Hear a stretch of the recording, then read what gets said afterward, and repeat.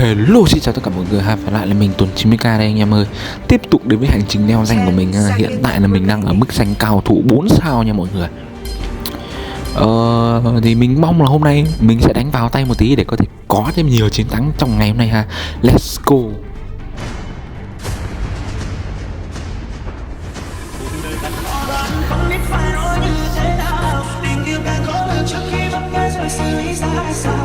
Cùng quan nghĩ một người yêu sẽ không như mong muốn, ai cũng như ai.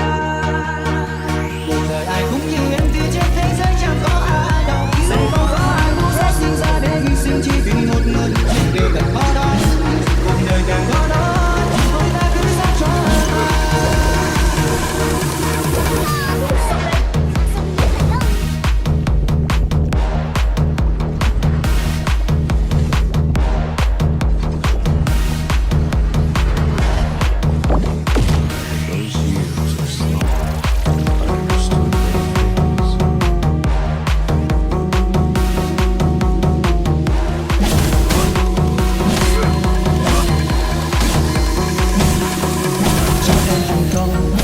quan trọng nhớ chẳng chia bên nhau em nhưng đúng ràng buộc em điều đó khiến anh biết phân vân điều đó đâu hay chỉ là cả năm mơ vì không bao giờ vì không bao ta gần nhau nữa anh đã đi rồi chia tay nhưng không nói ra thôi để bây giờ với điều đơn giản là người không phải là người thân anh chẳng biết điều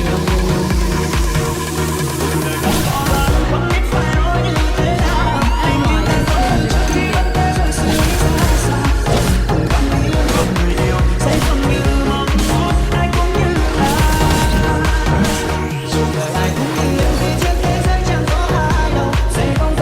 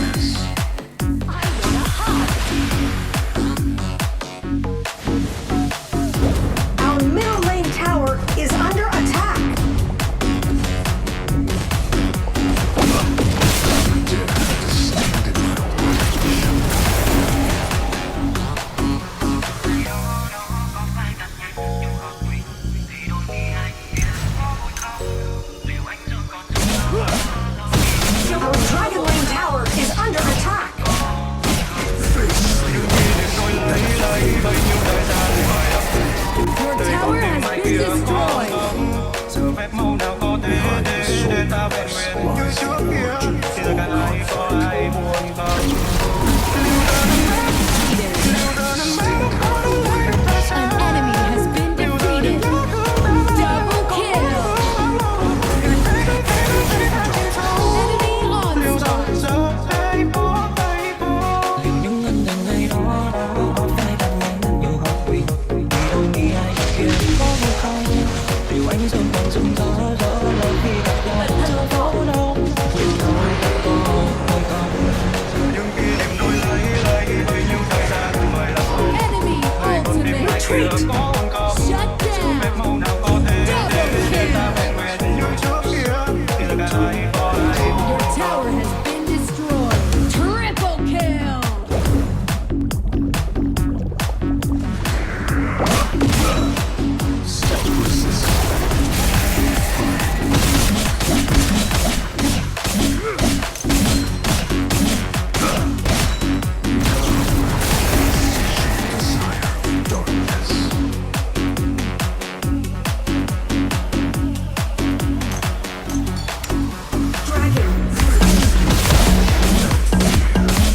Our middle lane tower is under attack.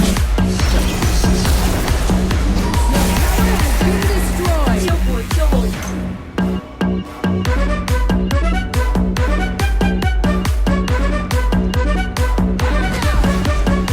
Dọn sạch đường nào.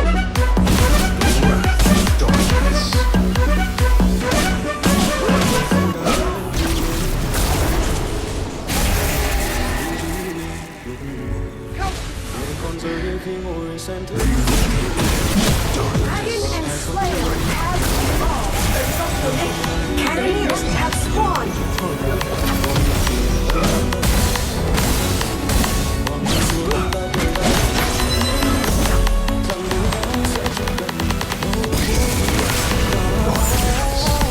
Compared to foes. Cô gái anh yêu anh quan tâm anh và mắt anh đã đủ em thích hoa hồng và môi được anh nói phía sau lưng em nói bên anh qua bên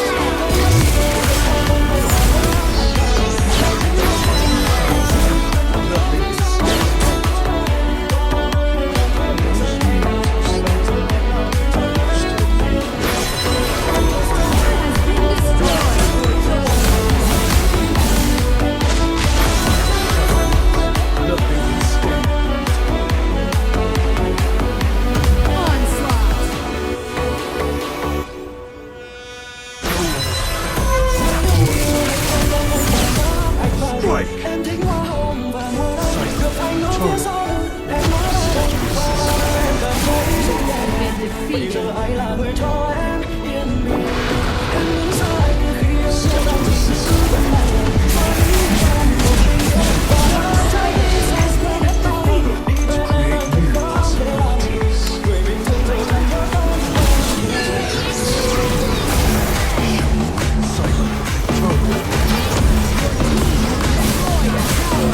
Dark Slayer has been summoned.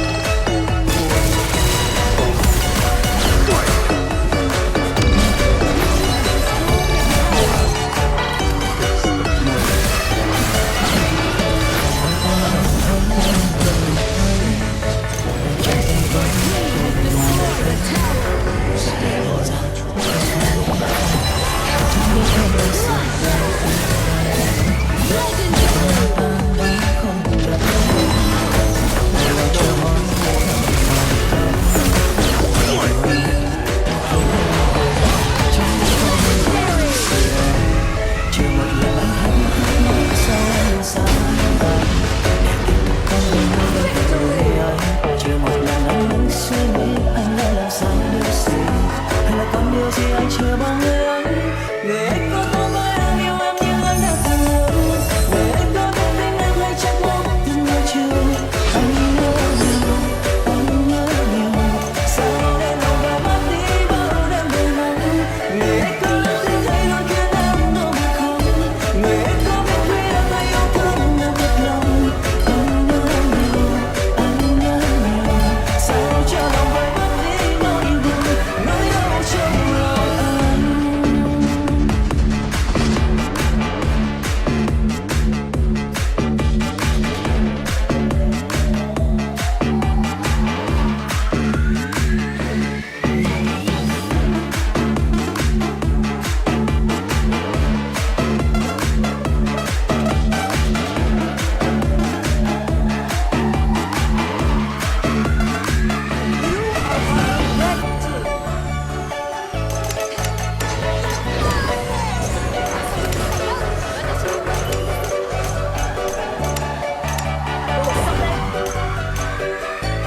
Chưa một lần anh thấy thắc mắc sao em đưa ra anh. Anh yêu mình là người ấy.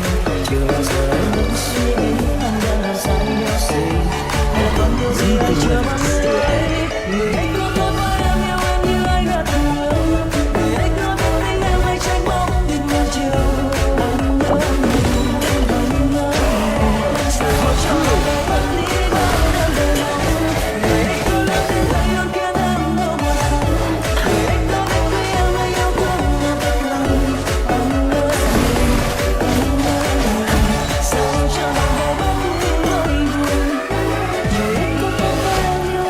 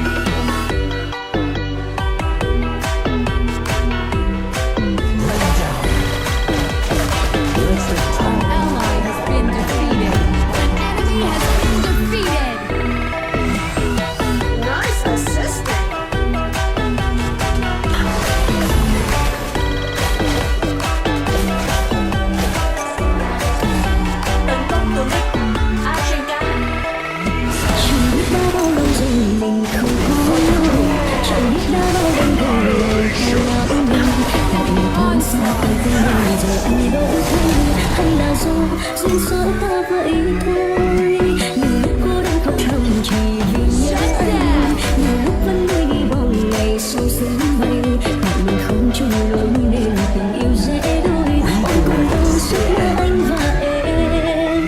Có phải anh đang mơ về ai? Có phải trong tim anh nhắn phai? Đã vô tình đến thế sao người ơi?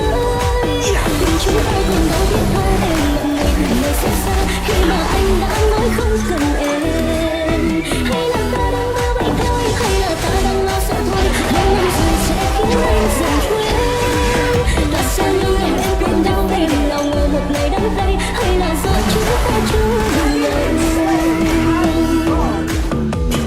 Cannoneers have spawned. The rain will provide cover.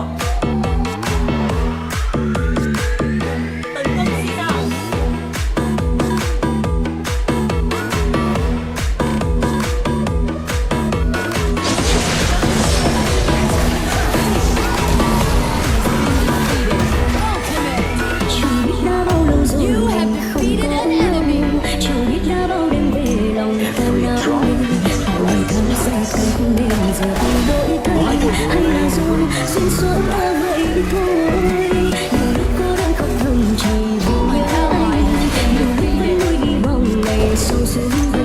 Tại mình không chung lối nên tình yêu dễ đôi. Ôi còn đâu suốt mơ em và anh. Có phải anh đang mơ về ai? Có phải trong tim anh ngăn dài? Đã vô tình đến thế sao người ơi? Tình chúng ta còn đâu biết thôi. Em ngậm ngùi từng ngày xót xa khi mà anh đã nói không cần em. Hay là ta đang mơ vậy thôi? Hay là ta đang lo sợ thôi? Bao năm dài sẽ khiến anh dần quên. Tại sao đau lòng em còn đau em nào ngờ một ngày đắng cay? Hay là do chúng ta chưa đủ Enemy Dark Slayer has been summoned. Your tower has been destroyed. đã vô tình đến thế sao người ơi? Tình chúng ta còn đâu biết đâu em ngậm ngùi từng ngày xót xa khi mà anh đã nói không cần em. Hay là ta đang mơ vậy thôi? Hay là ta đang lo sợ thôi? Bao năm dài sẽ khiến anh dần quên. Tại sao em còn đâu em nào ngờ một ngày đắng cay? Hay là do chúng ta chưa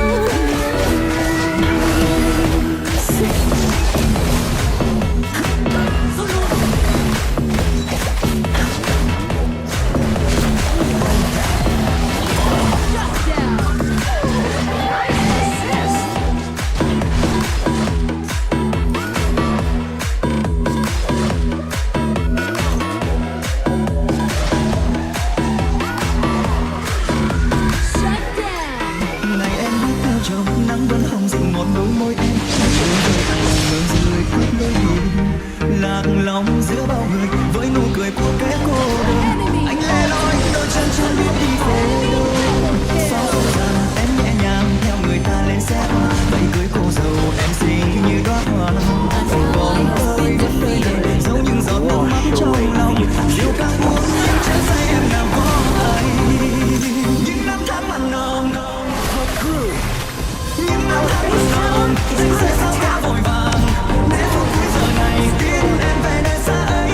Anh nuốt hết những đắng cay để mong em biết sẽ yên bình. Anh nguyện cầu cho em luôn được hạnh phúc. Chiếc nhẫn cưới ngày nào nguyện sẽ trao đeo tay. Còn nhớ không em, nhớ đến bao kỷ niệm đôi ta. Nhưng chẳng phải kết thúc thôi, nhưng cho ai ở tương lai. Đến một ngày không phải là em.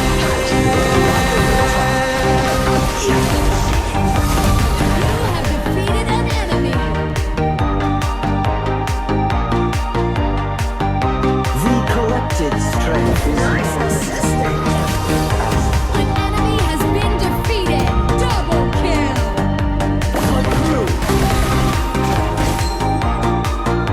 Enemy bloodbath. Enemy double kill.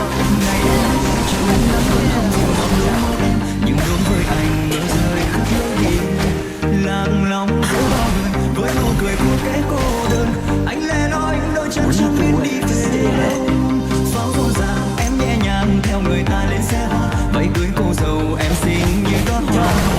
Còn tôi vẫn nơi này giấu những giọt nước mắt trong lòng. Rượu càng uống nhưng chẳng say em nào có hay. Những năm tháng mặn nồng, let the timely rainfall aid in the boat. anh sẽ sao quá vội vàng. Để phút cuối giờ này tin em về nơi xa ấy. Anh nuốt hết những đắng cay để mong em yêu sẽ yên bình.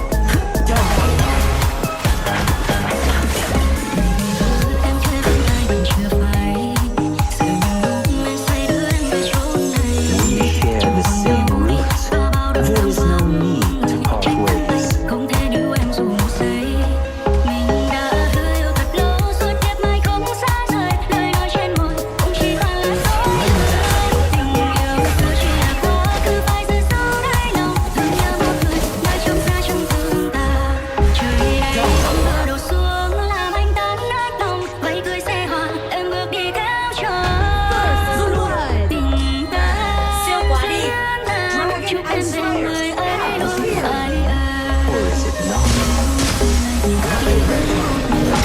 Dragon has been defeated. He is low. Back to base.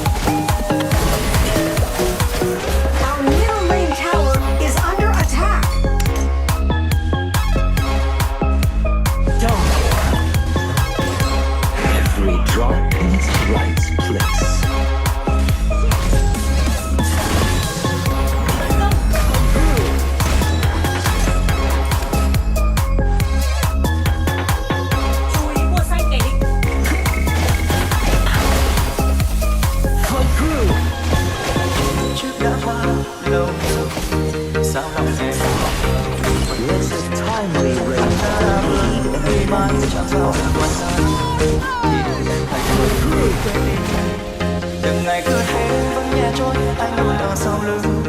Từng ngày bước đến cạnh em để lau khô nước mắt. Anh không yêu một người giống như em. Chưa đâu nhưng anh vẫn chờ đợi. Nỗi buồn nỗi buồn trong tâm trí chẳng thể nào xóa. Nhiều lần vẫn cứ nghĩ thôi em yêu thương anh. Sâu đậm rồi sao dần đi khi trong lòng em đã bồi hồi xanh. Anh thường hay thứ em là vai chưa để anh một lần yêu vào cuộc đời em. Anh hứa sẽ yêu em bằng cả con tim này. Chỉ cần em gật đầu đồng ý. The rain must fall.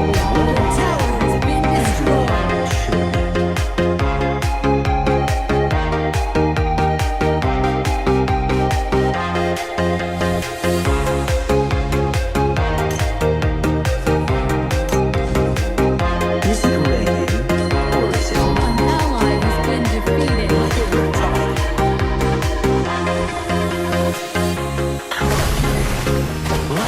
Our Slayer Lane Tower is under attack.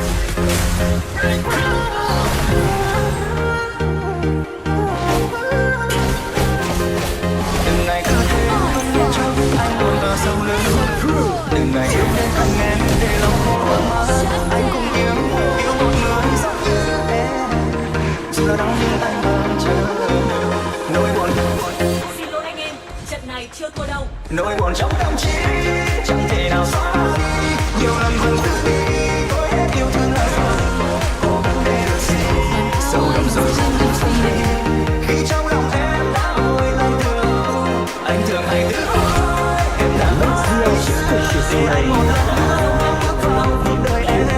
Anh hứa sẽ yêu em mà ta bao New Lane Tower is chỉ under cần attack. em gật đầu đồng ý. Chẳng thể nào xóa đi. Nhiều lần vẫn cứ nghĩ thôi hết yêu thương là sao. The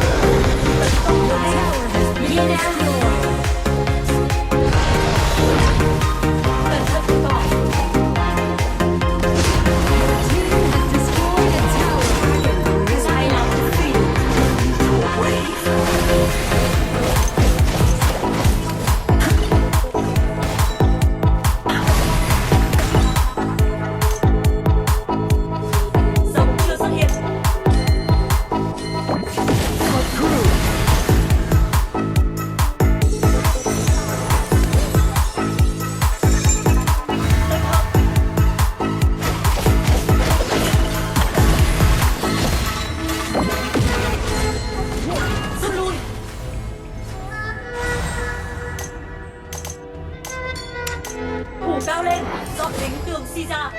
Like a riptide. Rút lui. Through. Con trùng một cỏ.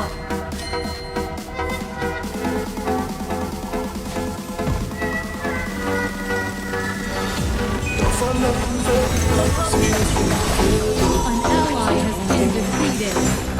Dragon and Slayer have evolved. Cannoneers have spawned.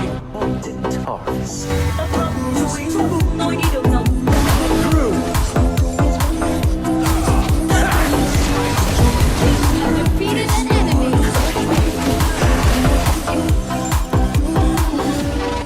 Like a riptide. Tấn công tướng địch. Ngộ không.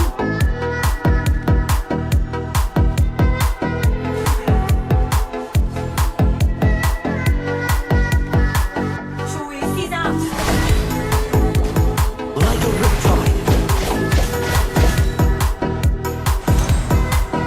Chú ý si ra. Rain down. Like a riptide. Let's go. Ultimate.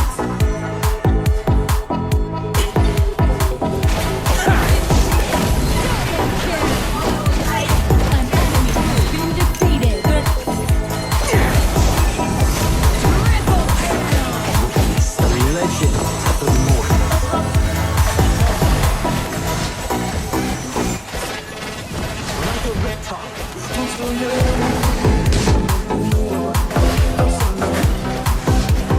Dark Slayer has been defeated. Quá đỉnh. Dark Slayer has been summoned. Through.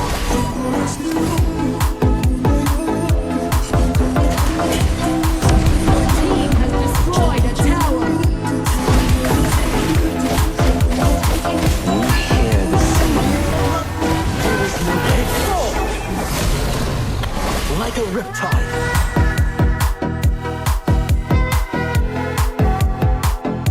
An enemy has been defeated. Nice assist.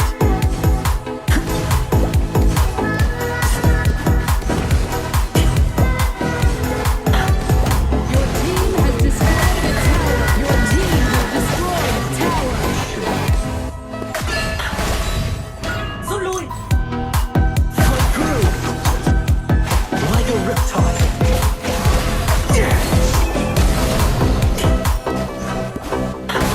Your team has destroyed a tower. Like a riptide. Downpour. Legend.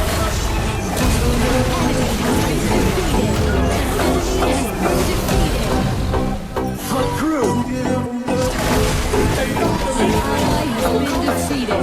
Enemy double kill. Fight through. Mega force. Dominating. Evil be gone. An enemy has been defeated. Gian tới, tấn công trụ, tấn công.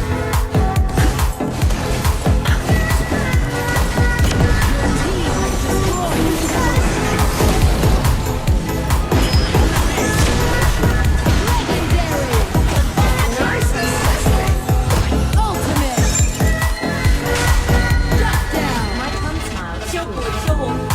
Chiêu cuối chiêu hồn.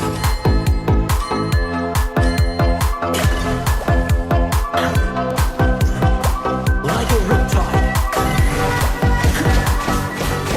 It is always better to be on my side.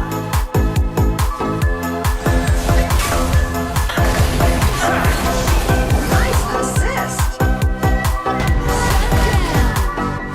An ally has been defeated.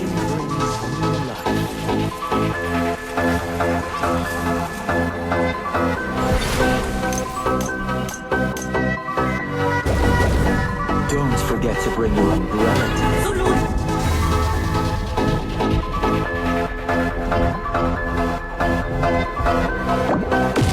Like a riptide.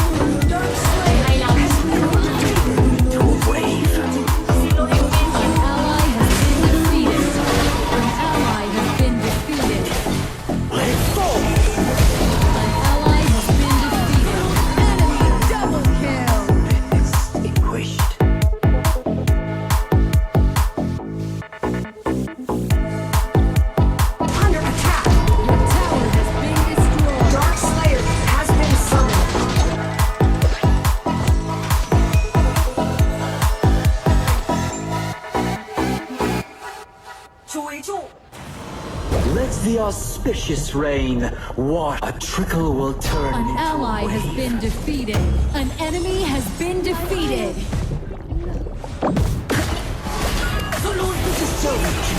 You have defeated an enemy. Auspicious rain wash away the impurity. Infinite Slayer has appeared. Prepare for the final battle. 发起攻告，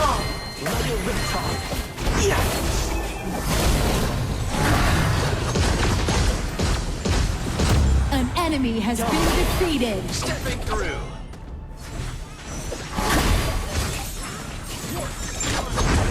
Cut through. Wave. Sorry. 本攻， An enemy has been defeated. 本攻下擒， You have defeated an enemy. 本攻下擒， Rain down. Double kill.